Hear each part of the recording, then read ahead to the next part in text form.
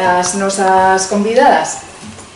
Empezo por indicar algunha nota biográfica que a todos os efectos remítome porque é moito máis significativa a autopoética, por así chamalos, un pouco exagerado, da Lapela, porque di moito cando escolle pois aquelas frases que a presentan aos lectores. De Elvira, significar que é unha pontevedresa de 1971, que é profesora, traductora, poeta, polifacética, como despois veremos tamén a nosa convidada Estíbaliz, enriquecedor, a máis non poder todo isto, polo menos para quen aquí presenta. Se paso xa o que ten publicado en formato papel, despois desto falaremos, vou citar algúns fitos. Andar ao leu, de 2005, Arsilosa 2005, tamén, a parte de poesía, ten relatos, ten literatura dirixida ao público infantil e juvenil. Cito Palabras Brancas, publicada en Xerais, porque foi finalista do Premio Merlín 2007 e tamén foi Premio Xoseneira Vilas ao mellor libro infantil, e despois, nesta mesma liña, tamén publicou As redes de Inés. Significativos son, xa digo, os libros de poesía que podedes ver, son bastantes para adultos. Andar ao leu, Arsilosa, Biografía da multitude, en coautoría con Silvia Penas, Corpos transitivos, e este que os presentamos, e que por suposto é esta tarde pois o noso libro estrela. Deixo para o debate os aspectos, digamos, biográficos que vin pois de sinxela lectura que teñen as dúas, como son o que, ademais do formato papel, teñen moita actividade pois na rede. É dicir, esa transición que se dá tamén no mundo da literatura, como en todos, no xornalismo tamén está pasando, non? Que está desaparecendo o formato papel e pásase a formatos digitais. Pois, dese aspecto, as nosas convidadas no eido da literatura pois teñen que dicir. Ben, por continuar coa presentación de Estíbaliz, coruñesa de 1974.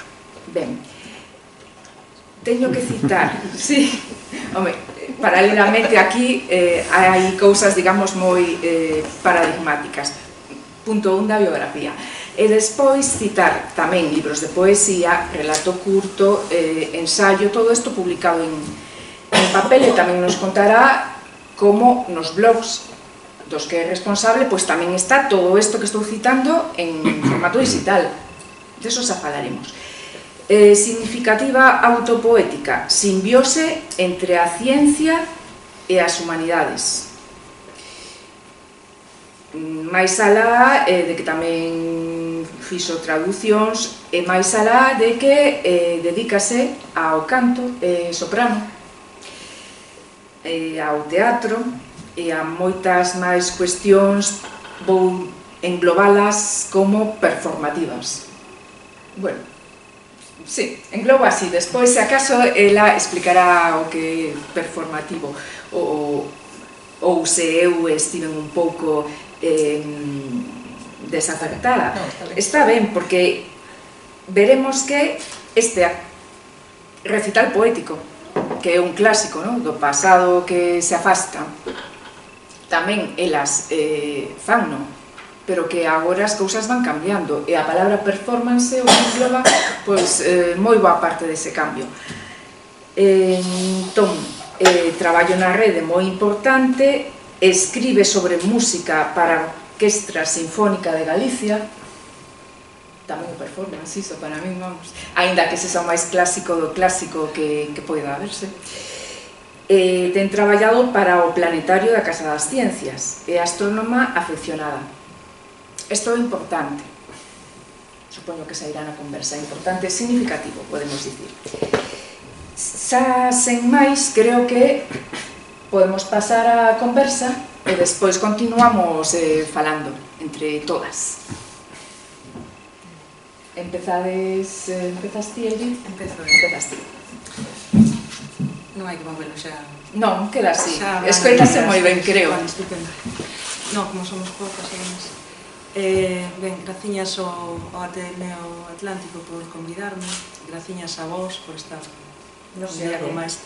Non se oi, teño pouca voz, que levo veño da clase. A ver agora. Curiosamente, Tamén para efecto cardíaco. Curiosamente, despois de máis de 20 anos, creo que a última vez que tive en matemáticas foi en primeiro de magisterio. E xa antes, algúns anos antes, xa dixera nunca máis vou tocar as matemáticas. Aproveitando que está Estíbaliz que ten esa fascinación, creo que eu tamén a teño, pero as matemáticas hai un pouco atrancadas pola ciencia. Ben, quería dicir isto, veño de dar unha clase de matemáticas no Centro Penitenciario da Lama, que é onde traballo. Ben, despois de 20 e pico anos en tocar as matemáticas, tócame ser profe de matemáticas, aparte de lingua. Que é un traballo que comecei agora moi recentemente, entón é un pouco estresante poñerse ao día en máximo común divisor, mínimo común múltiplo e todas estas cousas. Pero parecíame moi acaído dicilo polo tema científico, non, que percorre boa parte da obra de Estíbaliz. Non temos coincidido moitas veces, era eu un recital un pouquinho, creo. Santiago, a última, na librería Concello. Sí, xa hai uns cantos anos, sí.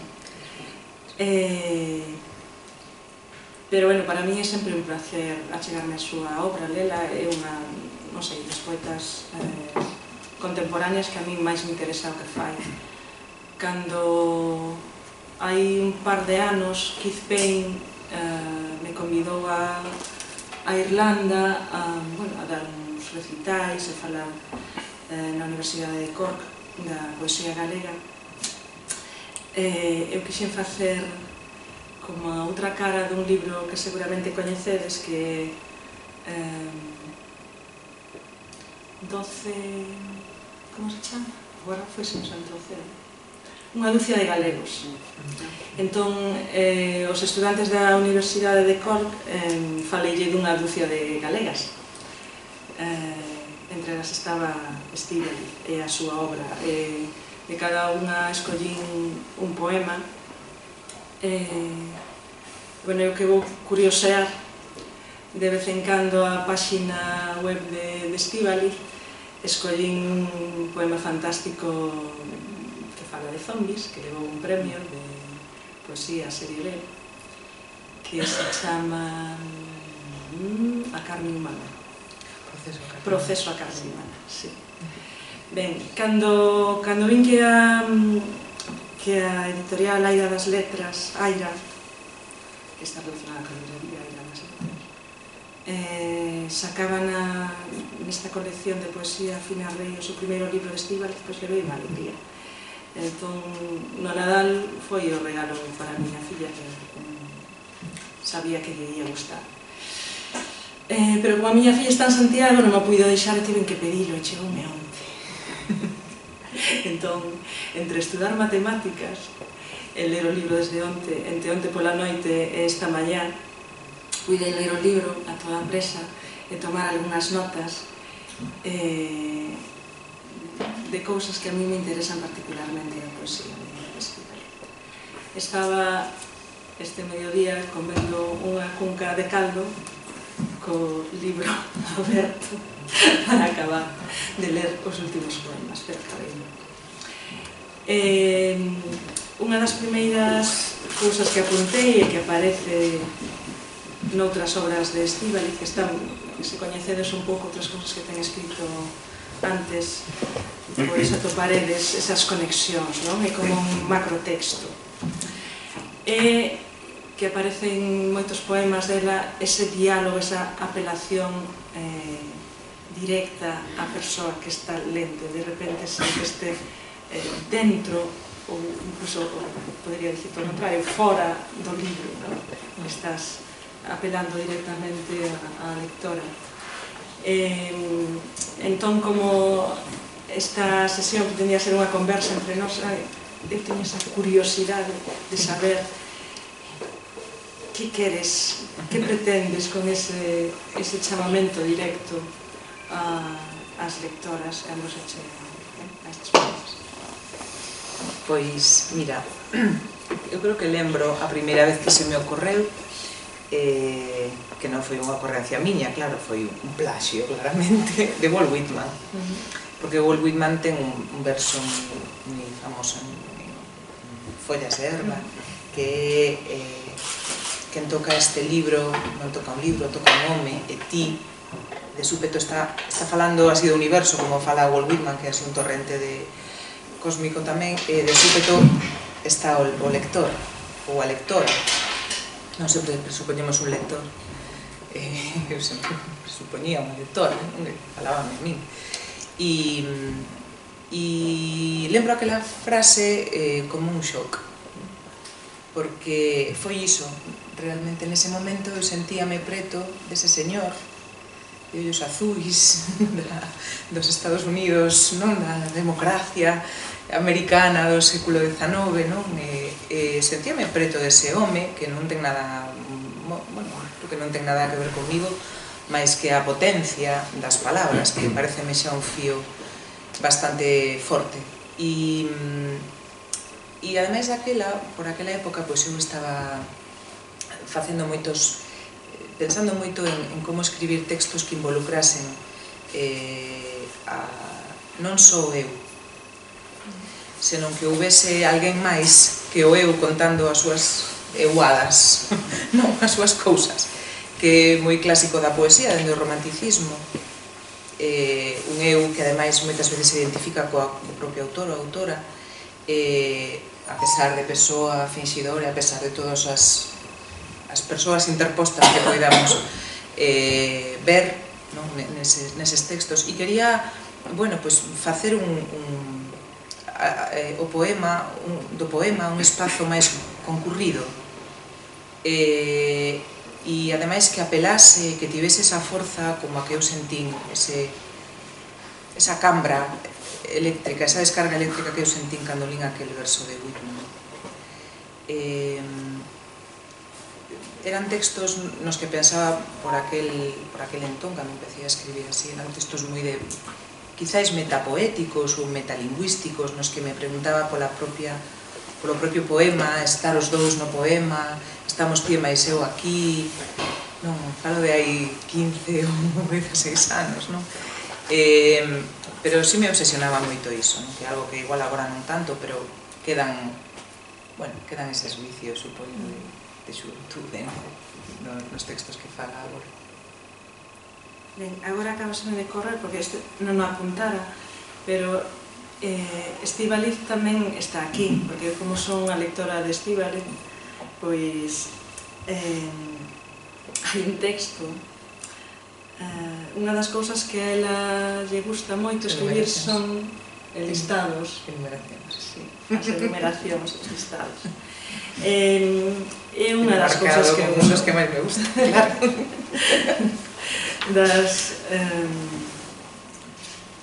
Nalgún obradoiro que vou dando por aí de literatura sempre utilizo alguna desas enumeracións poéticas, claro, non son unha enumeración como unha lista da compra, son unhas enumeracións fascinantes. Entón, creo que de ler tanto ese poema, cousas que podes atopar na neve, que é unha das súas enumeracións. Un pouquiño del chegou a un meu que fala de Vladivostok, e que di así: de Vladivostok sempre cara ao occidente, tomas cinzas do exilio, e estes campos xeados, porque son agora un edredón de diamantes. As flechas desertan da alxaba, afunden, afunden, desaparecen. O poema segue, non vou deixar así un pouco de misterio, pero ese afunden, desaparece, aí está Estíbaliz, está esa lista de cousas que os humanos atoparán na mente. E agora deixo-te. Eu pensaba noutro poema de enumeracións, pero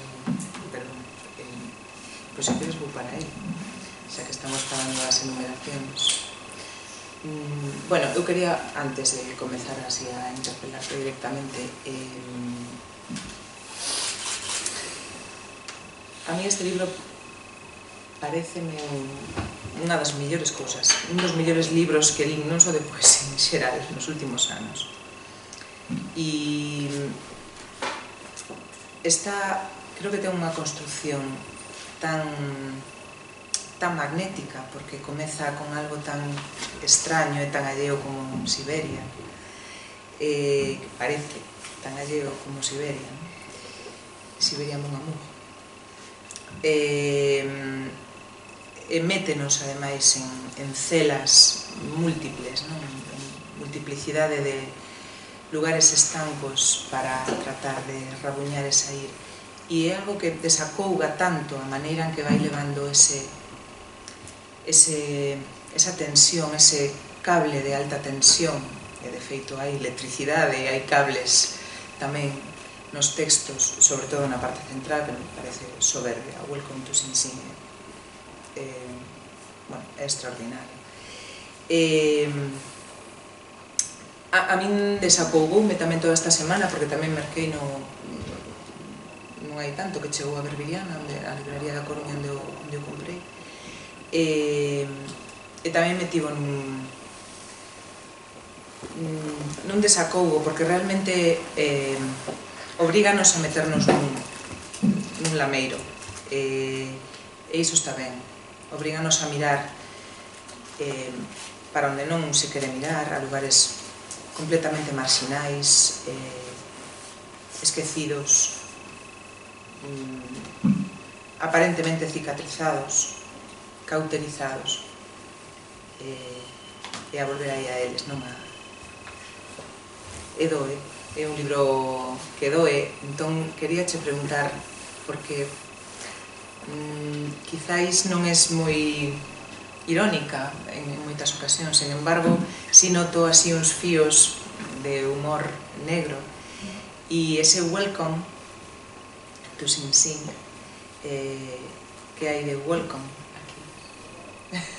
Claro, o propio título é unha ironía, a vida no Sing Sing non deixa de ser a representación de todos os cárceres do mundo, en cárceres non só físicos, non? Porque aínda que hai tres partes diferentes no libro, eu creo que é que naceron ademais en momentos diferentes, que atopei unha conexión entre elas, e de feito hai o que se chama chiscadelas de ollo entre sí, aparece Siberia ao final, na playlist.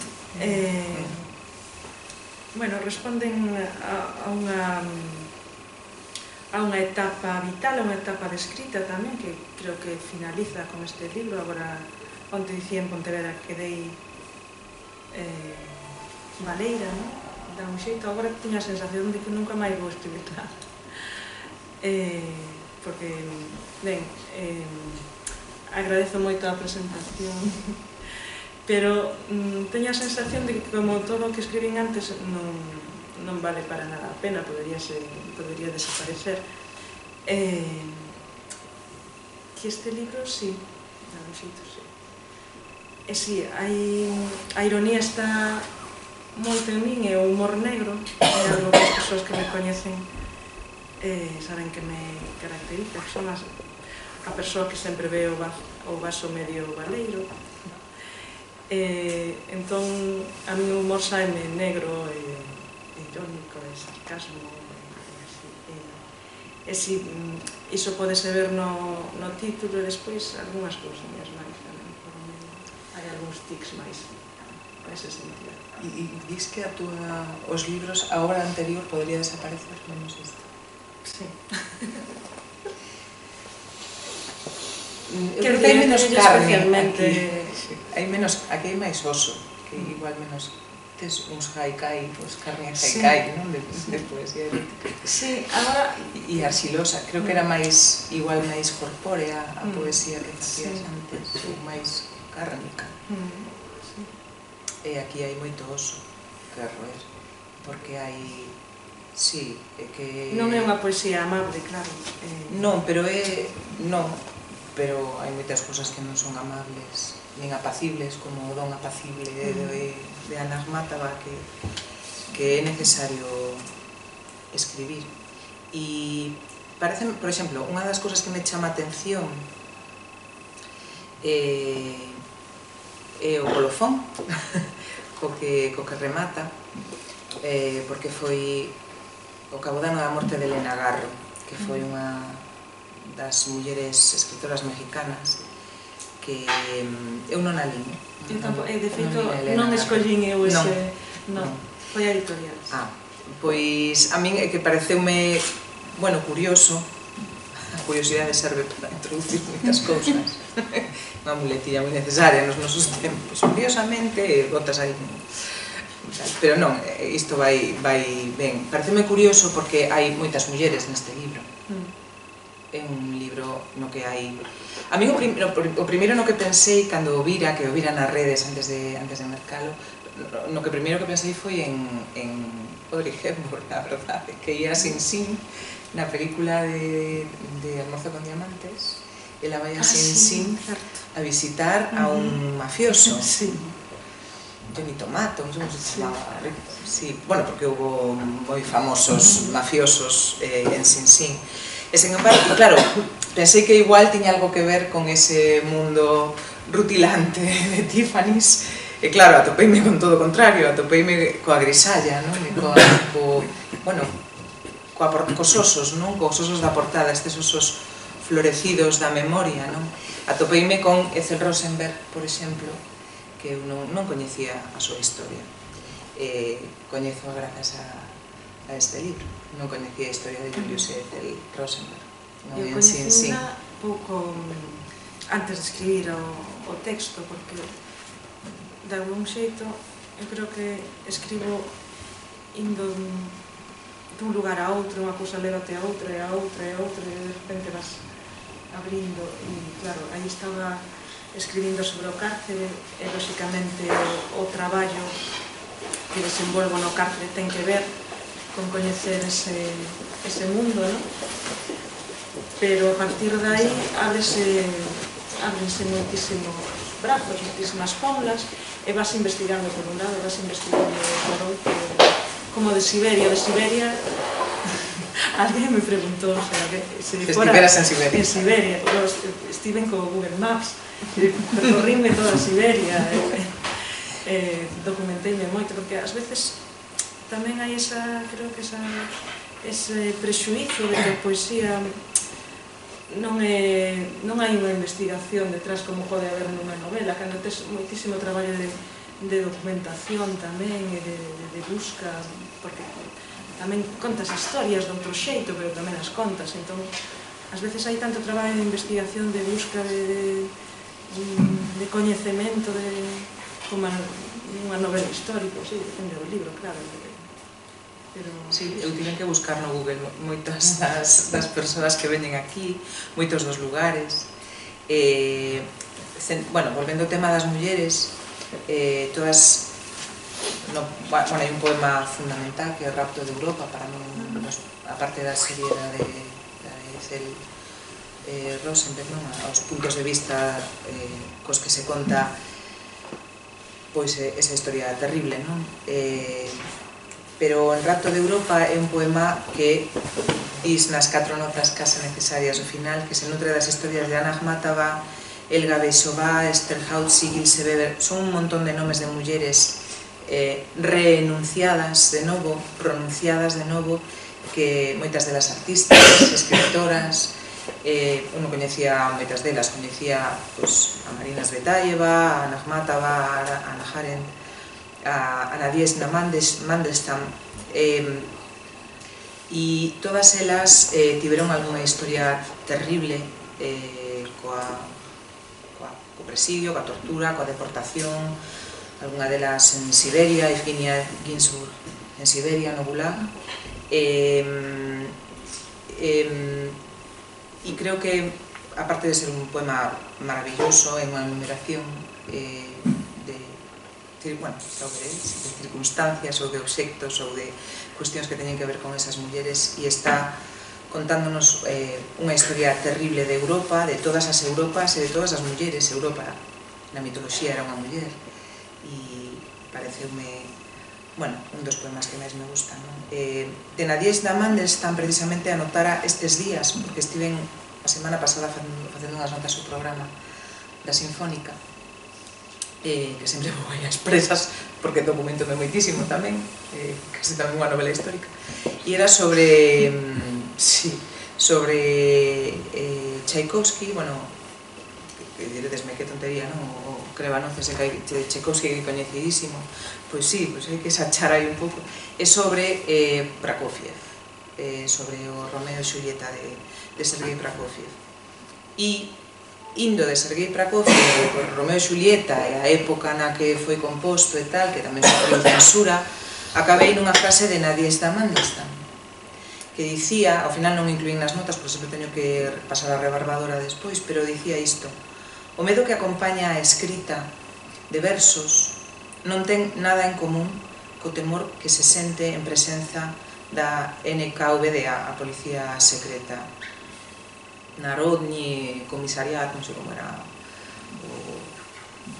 as siglas, non, da Policía Secreta soviética. E segue a frase, a cita: o noso misterioso sobrecollemento ante a simple existencia queda sempre anulado polo medo máis primitivo, a violencia e a destrucción. Isto dicíao porque vivían nesa época pois co medo a chamada na porta famosa, non? Que viñera a petar na porta e, bueno, pois levasen ao Gulag ou nunca se volvese a saber, non? E ese libro chamase Contra a Esperanza, o libro de Nadezhda, Contra toda a Esperanza, e fíxome pensar se na túa poesía, porque, bueno, no playlist para unha retirada tamén é, bueno, unha historia de separación, parece, non? Ou de ruptura. Se che parece que escribimos contra toda a esperanza, a pesar de, bueno, de que o noso medo, como di ela, o medo que temos ante a escrita de versos nunca vai ser igual ao medo ante a violencia, a destrucción ou a tortura do noso corpo, a destrucción da nosa vida, non? Como que se enfrentaron muitas destas mulleres. O tema da esperanza é algo que sobre o que teño pensado algunhas veces, e de feito o anterior libro que publiquei era un libro contra a esperanza, porque corpos transitivos, sí. Pretendía ser de algún xeito un libro contra a esperanza como ese sentimento un pouco que nos inmoviliza, porque estás esperando que algo chegue, esperando que pase algo, e entón quen espera está inmóvil e está como un corpo desexante, pero que non actúa. Entón, tamén tiven algunha discusión con algún colega poeta sobre hai que ter esperanza, porque sin esperanza non podemos seguir adiante. Sí, tamén desde o punto de vista en que lo propuña, parecíme en certa parte defendible, pero pareceme que tamén como algo moi cristiano, no sentido non mellor da palabra, estar aí esperando a ver que pasa, que chegue Deus, que cheguen os acontecementos, que chegue algo, e nós estamos aí como orantes, esperando. Entón, é un pouco iso, ir contra a esperanza, ir contra a un inmobilismo, inmobilidade. O que espera Desespero. Pero o que dicías da documentación, un amigo que me dixo cando leu, a ele gustalle moito libros, especialmente a primeira parte de Siberia. Entón, comentábame o primeiro poema Ekaterinburg e dicíame gastaches o juge. Aí gastaches o juge. Ben, esa é a documentación. Antigamente, tiñas que ir dunha biblioteca a outra. Sí, claro. Agora temos que aproveitar as ferramentas que temos. Sí, claro. Siberia, gustame moito, claro, que dixa Siberia. E lembroume moito a Igor Luis ten un libro que se chama Mongolia. Mongolia, sí. No que tamén hai un trasunto, non, coa situación que se vive en todos os povos, incluído Galicia, que están en algún tipo de extremo lingüístico, xeográfico, e Siberia ten ademais ese valor que ten o frío e a neve agora en tempos de cambio climático. Parece algo, non sei, a min pareceme un paradoxo o de a fascinación que temos polo frío e polas paisaxes frías. Pasa en Tundra, de Carlos Negro, en Celebración, de Gonzalo Hermo. Eu tamén que teño esa fascinación polo frío, creo que tamén hai un libro de Lucía Novas que se chama Neve. Carlos Penela tamén fala en varios dos paisaxes do frío. Creo que temos unha reivindicación, quizá, non sei, ocórreseme agora a bote pronto, pero igual é unha buta. Temos unha reivindicación dos valores do norte, non? Ou do que significa o norte, vivindo quizáis nun contexto, nun estado que sempre prioriza los rayos del sol del himno de Marta Sánchez.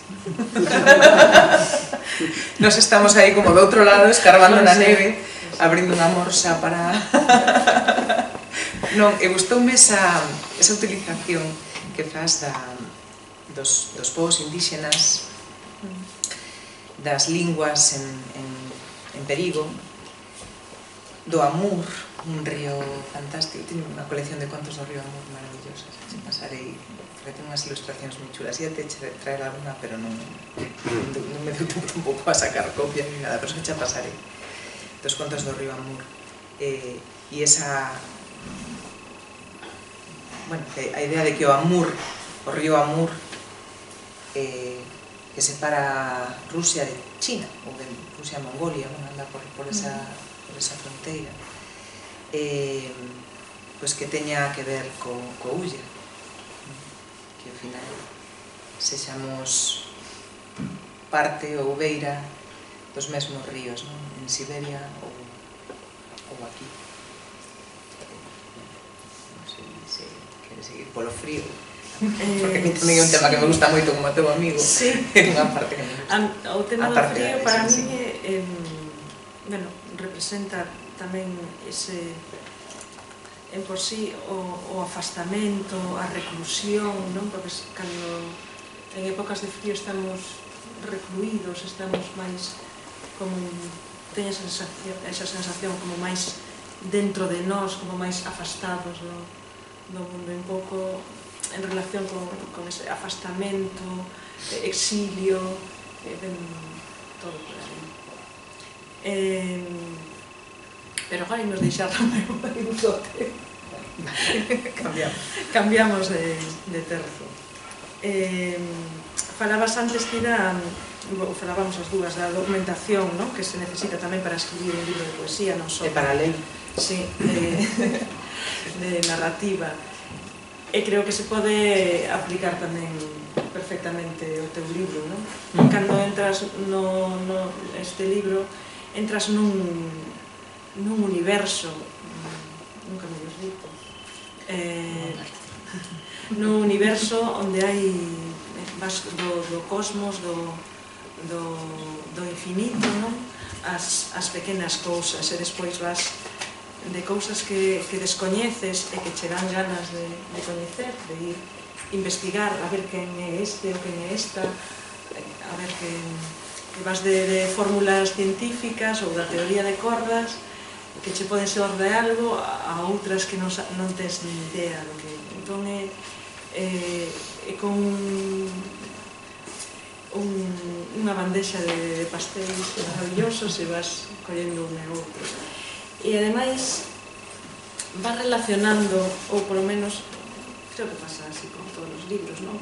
Coas cousas que xa coñeces ou con cousas que tes aí guardadas e que de repente saen fora.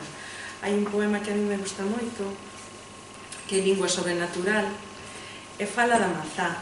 Fala da mazá. Nese poema lemos, bueno, atopamos a mazá, atopamos moitas mazás que coñecemos, non?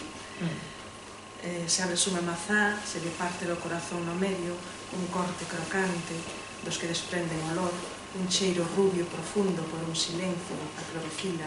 Se abres a mazá así entre as túas mans, de primate, esas mans que non coñezo e adoro de antemán, se cortas a mazá polo seu eixo imaginario de mazá, o seu ecuador de mazá, a súa traxectoria dividida en dous, no aire introvertido sobre a cabeza de Newton, que toquea un fillo de Guillermo Tell, unha espiñada, se abres a mazá de Turing, a mazá madrasta, a mazá mordida, que un xersei de arcoíris, e segue. Ben, este poema a min lembroume inmediatamente a un microconto, a un conto moi pequeniño dunha escritora argentina que se chama Ana María Súa e que se chama La Manzana, e que tamén vos vou ler porque é esa mazá e todas as mazás, moitas mazás que coñecemos.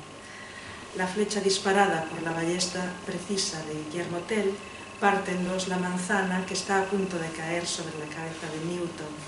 Eva toma una mitad y le ofrece la otra a su consorte para regocijo de la serpiente. Así es como nunca llega a formularse la ley de la gravedad. E por iso tamén, porque me fixo lembrar este microrelato de Ana María Súa que eu atopei por casualidade buscando cousas sobre microrelatos e de repente atopaste con mazá e con todas as mazás do mundo. Outra cousa que antes ti falabas da ironía, non? Que ás veces non toman dela, pero ti tamén chega a ironía, o humor, o xogo tamén, hai moito de lúdico nestes poemas. E entón un pouco, ás veces ler os poemas e ir entre o humor e o xogo é como un divertimento tamén, non? Sí. Sí. Eu quería que Curiosidade fose un libro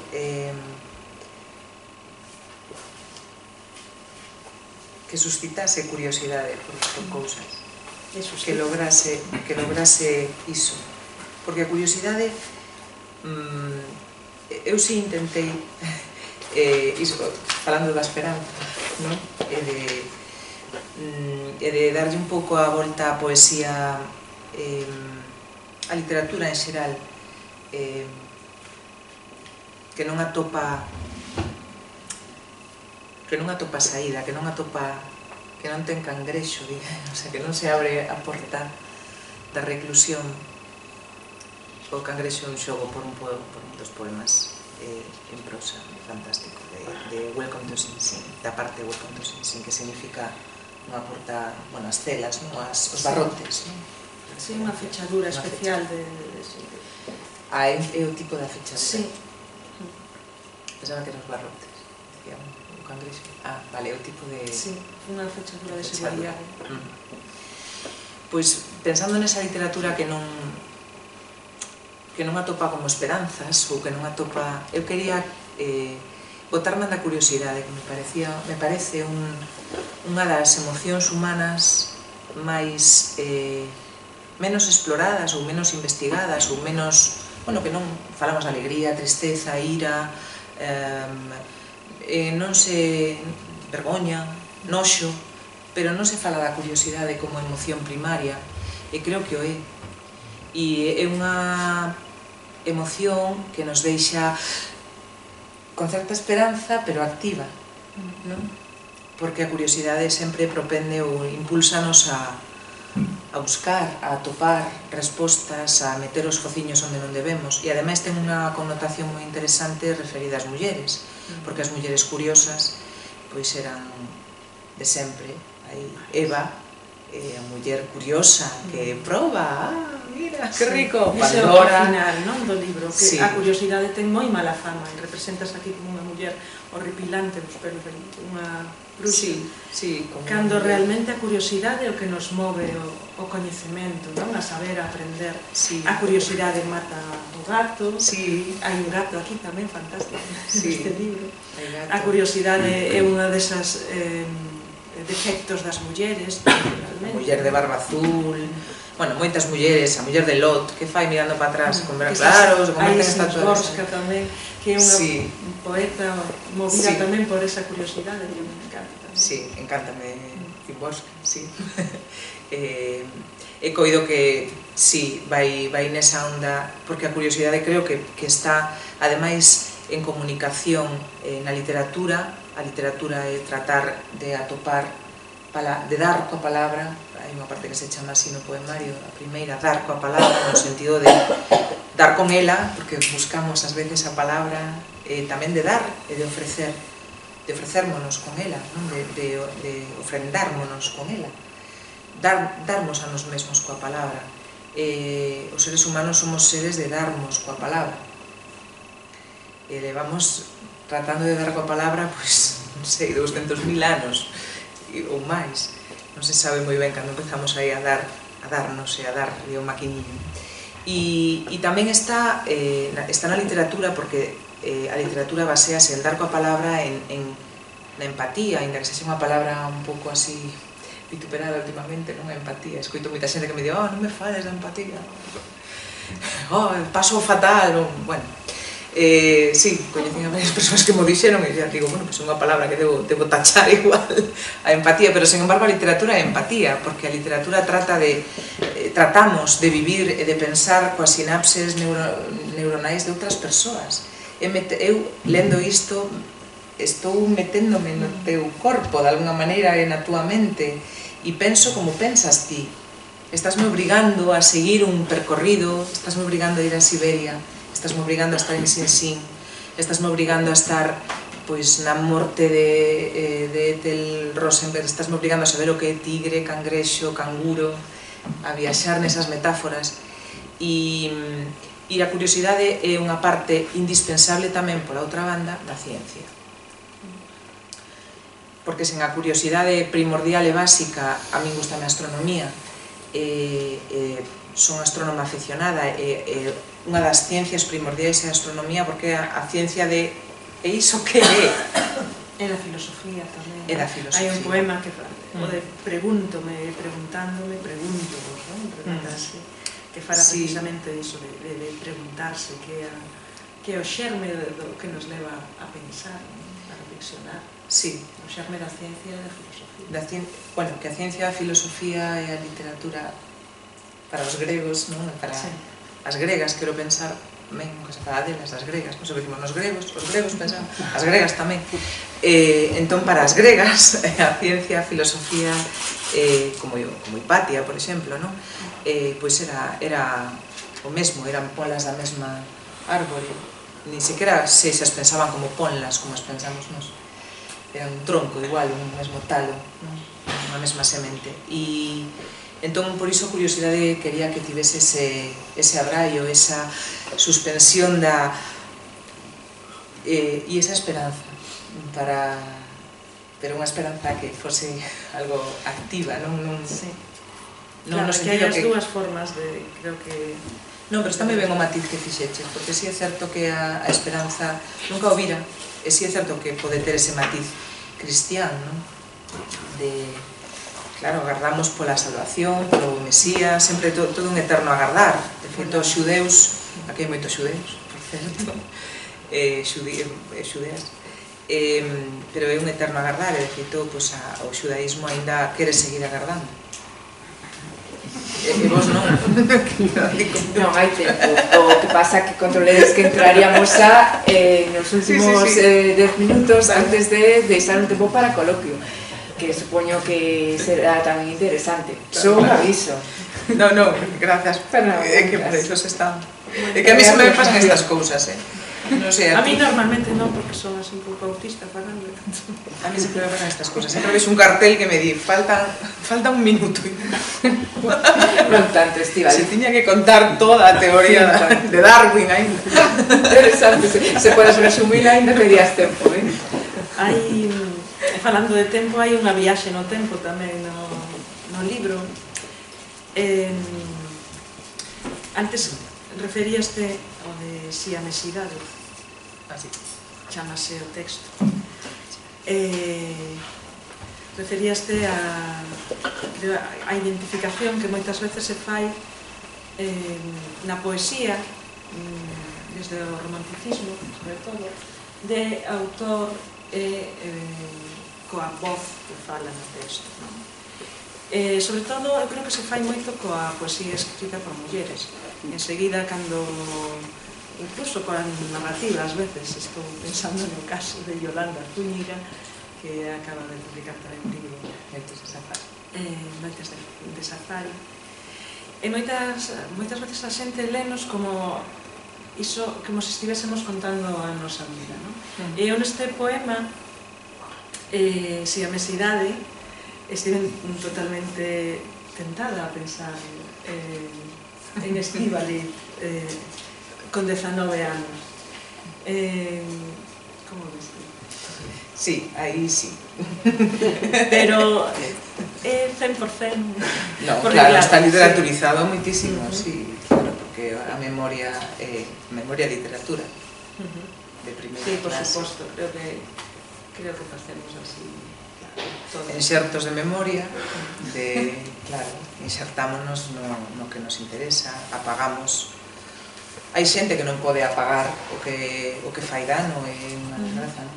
Ter demasiada memoria. Como algunhas persoas cando len pensan que é 100%. Entón a túa nai era... Non, ese menteiro. Claro, non, ás veces non. Nese poema igual hai algo que non é certo, pero bueno, en xeral sí, é bastante platonizado, pero sí, hai elementos biográficos. Pero sí é certo que hai noutros que non. E en ese sentido, creo que levas moita razón, por exemplo, na nosa época, sí que é certo que nos tocou como vivir unha época de mulleres abrindo a súa intimidade, que levou a moitas malinterpretacións e malentendidos.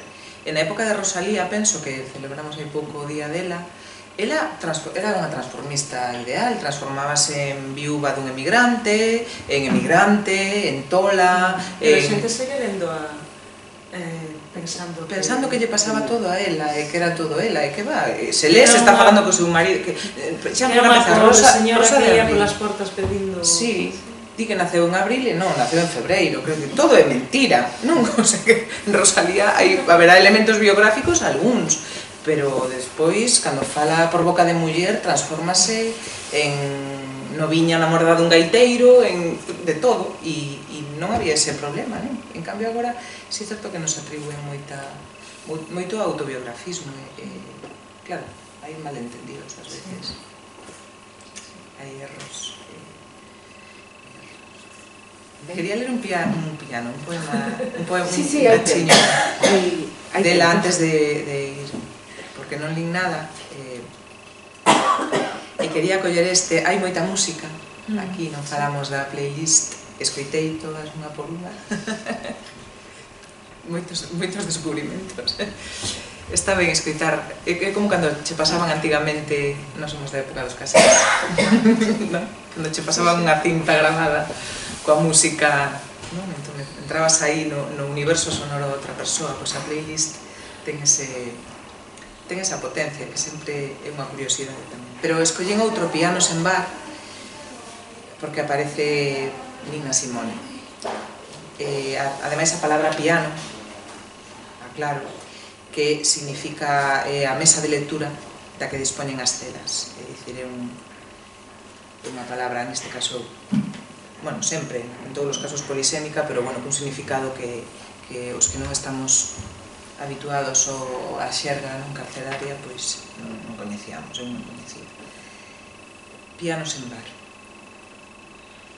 Ningún piano man se remexe na cadeira, nin o blue and green se apodera do ar. Por piano esténdese un voulo, unha improvisación unha e outra vez frustrada, ermo colonizado de marasmo e de carrouchas. O silencio, mudez sen horas facéndose coa caída do sol. O último gin tónic acontecera no tempo das bomarizas. O vello Thelonious sucaba o teclado sen descanso. Don't blame me. E nós éramos case felices, case animais sen aresta, case non corrían por nosos insectos. E non hai teclado que se me lembre de min nas súas oracións, que me brinde o Zimmermann de Nina, a min, que tantas veces fun a procura do abrigo baixo a rocha. Non hai teclado que me brinde I shall be released, na voz desa bella negra altiva apaixonada. Non hai teclado, miña amiga, porque o piano é un vougo e o último gin tónic derramouse sobre o tempo das carrouchas. They say every distance is not near, so I remember every face of every man who put me here. Ti non sabes como internarse nos ríos se todo está en contra. Querer atravesar a vida e acabar no estómago da fera. Eu non sei se queres cantar comigo esta parte. Non? Se estivese su Garrido, sí, que a canta. É o reprouso da canción, non? Sí. Pero sí, hai que escoitalo. É que canto moi mal.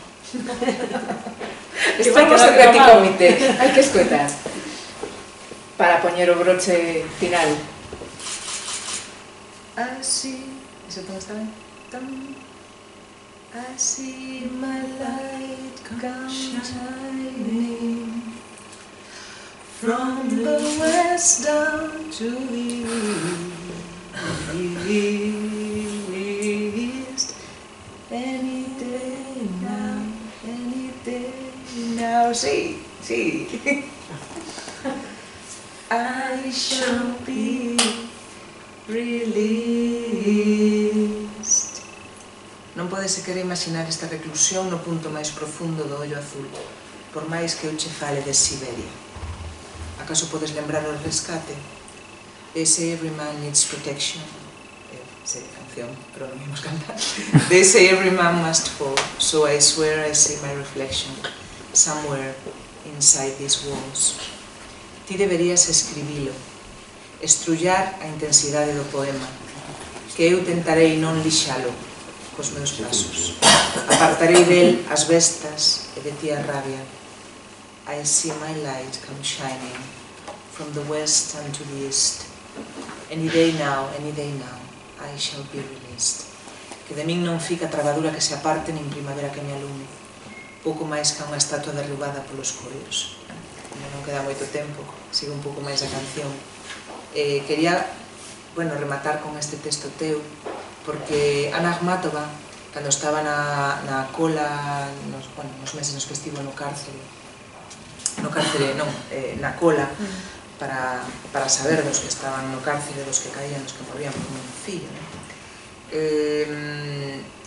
unha muller, di que, cando conta no prólogo en Requiem, di que volveuse cara a ela e lle dixo, alguén a recoñeceu, e unha muller dixolle, e ti podes escribir isto? E Ana Akhmatova respondeu, podo. E viu nese momento que os ollos desa muller iluminábanse con esperanza, de que alguén escriba algo terrible. E creo que ti, Elvira, fixeches a proeza de escribir sobre algo terrible e sobre algo do que ninguén quere escribir ou ninguén se atreve ou ninguén sabe. Ti tes o privilexio, vou dicir, de poder estar en contacto cun mundo que, aínda que aquí sexa metafórico, supoño que levas máis man de metáforas que de experiencias reais, pero estás en contacto con algo constantemente atenta, quería falar diso e xa non queda tempo, que atenta non, que nos fala da liberdade máis profunda, da liberdade, do que significa a liberdade cando creemos que somos libres e do que significa a liberdade cando non a temos. E ti escribes sobre iso, como dice aquí, ti deberías escribilo, estrullar a intensidade do poema que eu tentarei non lixalo cos meus pasos. Escribiche sobre todas estas cousas e a mí pareceme maravilloso telas lido. E a mí me parece maravilloso, e agardo que a todo o noso público termos escoitado as dúas, porque máis tempo non hai. Grazas pola vosa conversa, que é magnífica, e agora sí, quedades a disposición das preguntas que teñan a ben facervos, porque senón empezo eu.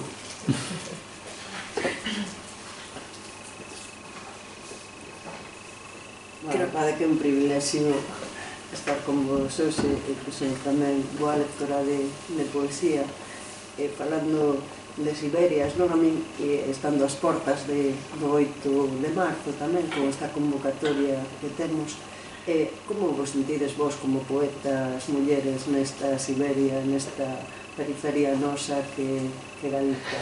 Vedes vos tamén con Teitos de Cristal nos ámbitos da publicación, da crítica ou noutros? Hai algúns textos, entre os textos máis longos de curiosidade, Estíbaliz vai poñendo algunhas pinceladas de humor e intelixencia moi fermosas tamén. O Teito de Cristal aparece algunhas veces, dúas por lo menos que eu lembre. Sí, por iso. Tras as observacións da astrónoma Vera Rubín, unha parte da materia resultou ser escura. O teito do Nobel, en cambio, transparente, ruído de unhas, un cristal. E un pouco máis adiante, algún día, a través do famoso teito de cristal, veránse nosas bragas. Sí, tamén me encanta. Sí, bueno, eu non me quero enrollar con ese porque teño dúbidas, digo, se hai alguén vendo nosas bragas hai alguén abaixo aí, entón non é a idea, pero bueno. A idea que todas estamos arriba, non? Pero bueno, imos supoñer que o que nos está vendo as bragas son bacterias, protozoos, cosas así, non seres humanos, vale? Non sei que pensas ti do Teito de Cristal na literatura, pero sí, creo que podíamos falar un cachiño diso. Non sei se Teito de Cristal, pero moitos prexuizos. Sí, vivimos ademais unha época na que as mulleres tivemos na poesía, non? Como de repente moito boom. A palabra era eclosión, non? Como se estiveramos metidas nun ovo. Sen embargo, bueno, entendo a Rosalía de Castro, por exemplo, como unha das non sei, das mellores escritoras da literatura non só galega, senón universal, pois igual non era tan extraño. Sen embargo, hai eidos nos que, por exemplo, na narrativa, eu creo que hai moito prexuízo aínda co que escriben as mulleres, co que escribimos as mulleres, non digamos xa no ensaio, en cuestións que teñen que ver, cando non estamos falando do íntimo, aí xa parece que estorbamos un pouco máis, non? Cando hai, non estorbar, pero parece que, bueno, estamos un pouco máis invisibles. E a min creo que ese é un capítulo que está por resolver, quizás na narrativa mundial, tamén na galega, e na poesía tamén hai un sí pero non, ás veces, non? Hai un certo recoñecemento, pero, bueno, xa son moitos. sí, xa un pouco como... Sí, parade xa. Sí, como escribir es demasiada poesía, ¿no? Hay como de eclosión a explosión. Y bueno, sí, é un capítulo por que hai que facer folga aínda, claro, e hai que seguir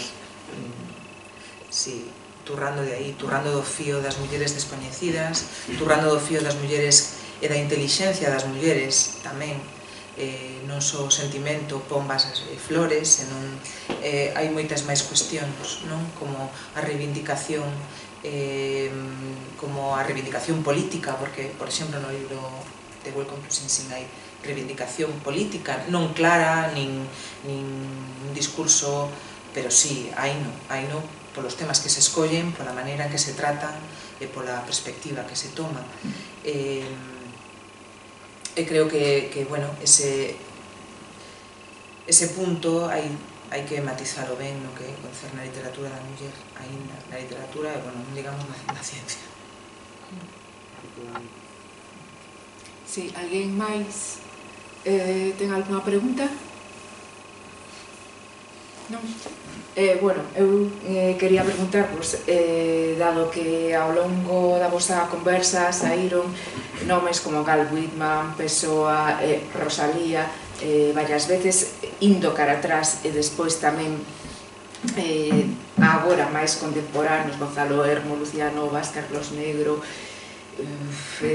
Yolanda Zúñiga, probablemente estou esquecendo algunha que non tomei nota, pero esta cuestión da intertextualidade, porque tamén cando falastes de Walt Whitman ao comezo de todo, falose de intertextualidade, isto que algúns chamaron a ansiedade da influencia, Harold Bloom, vos, de ansiedade de influencia e de feedback cos lectores, que tal ides? Como levades esa emoción?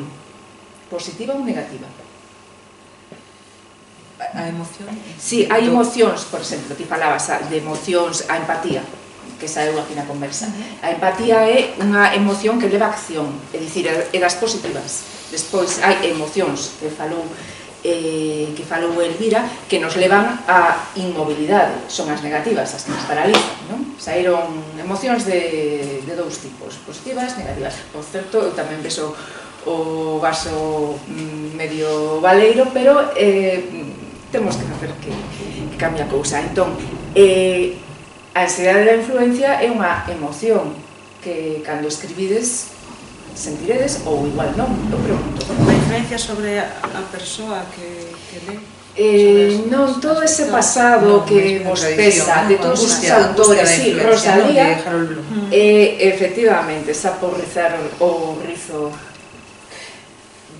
Por rizar o rizo. Como levades eso? Ou non o levades directamente? Eu non o chamaría angustia. Ansiedade. Nin ansiedade. Hombre, a palabra ansiedade, non? Sí, matar o pai e todas estas cousas. Ansiedade de influencia, Harold Bloom. Sí, por aí anda a cousa, que se matamos ou non matamos o pai, etcétera, etcétera. Mitos. É o concepto. Sí, un mito. Pero hai moitos tipos de ansiedade de influencia. En Rosalía, falase de que a ansiedade de influencia estaba máis ben entrúa. O sea, claro, é dicir, ela sentía unha especie, como diríamos, de... Porque xa sabemos como a Rosalía tenía un pouco de complexo, non? Diríamos, entre das cousas. Claro, agora non o podemos entender, pero daquela, pasado, non podemos eso concebilo agora, non? Pero parece ser que Os Cantares Galegos, por exemplo, foi un libro que estuvo, de alguna maneira, influído por libros anteriores. Libros anteriores moi inferiores, pero Rosalía non o sabía, non o podía concebir. Entón, ela sentiu realmente esa ansiedade de influencia, pensando que aquilo que facía tiña que casi que pedir perdón. Casi pedir perdón porque a lo mellor, de alguna maneira, se sentía influída demasiado. Podía pecar de falta de virginidade ou algo así. Bueno, mulleres que escriben pedindo perdón, eu creo que era bastante tópico tamén, non? A idea de que, bueno, a muller tiña que pedir perdón, disfrazarse, asinar como home, para os nosos días. Pode haber razóns sociais. Se razóns sociais evidentemente a idea de que a cuestión de xénero marca moitísimo, non, se razóns sociais marca evidentemente, claro, entón sería distinto, non podemos pensar disso. Eu máis que a angustia de influencia, eu, a ver, tratando de fuxir un pouco, porque para min foi unha torsión realmente mental o de tratar de escapar de ver o vaso medio baleiro, porque tamén teño esa tendencia saturnina, melancólica, sí, supoño que é unha cuestión familiar ou que sexa xenética, sí, e para mí foi unha torsión, e creo que, por exemplo, pensando na idea da loita feminista que comentabas de Holanda e da cuestión de xénero, creo que o que debemos é unha frase que non me gusta, o que debemos é unha tontería decir iso, pero que hai un camiño que pasa, quizás non por matar ao pai, pero por eludilo, ou por pasarlle por riba, ou por tratar de tirar para diante con outra cousa, é dicir, a angustia da influencia existe, supoño, como marchamo en toda a literatura, porque a literatura é un diálogo constante co pasado, co escrito, coas escritas, pero tamén co que se resucita ou se devolve á vida, que é algo que, por exemplo, está en Welcome to Sing Sing. Está este reflote de voces de mulleres, artistas, que non coñecías, que non están no canon, se imos a Bloom, que é moi de canon, pois non están no canon, pero están no outro lado. Entón é buscar outras influencias que nos angustien. As científicas, outras curiosidades, que non coñecemos a maioría dos nomes de científicas, sacando Marie Curie, poucas máis. Sí, tamén é unha reivindicación diso, de buscar ese... É buscar novos pousos, nós temos un pouso, tamén máis que a angustia, a mocedade da influencia, de todo iso que levamos ás costas, o que temos detrás de nós. Para mí simplemente un pouso que vai quedando aí. Ese pouso ti tráelo, lévalo contigo. Desde logo non o vexo como angustia ou ansiedade, senón como algo... Eso é angustia de influencia, que é cosa das mulleres, a pregunta de Bloom. Non é de Bloom, é unha... Ou será os creadores? Unha frase feita. Da literatura en xeral, non somos nós as únicas ansiosas, eso seguro. Non, se non falarían da histeria. Non somos as únicas ansiosas. En todo caso, o que non podemos eludir é que son as 9:20 pasadas. Temos angustia do tempo. Sí, temos angustia do tempo porque temos que pechar este acto. Agradezo a vosa asistencia e participación e a magnífica conversa das nosas convidadas. Se alguén quere achegarse a elas para a asignatura de libros, quedarían escasos minutos. Grazas a todos. Grazas, bueno, grazas a todos.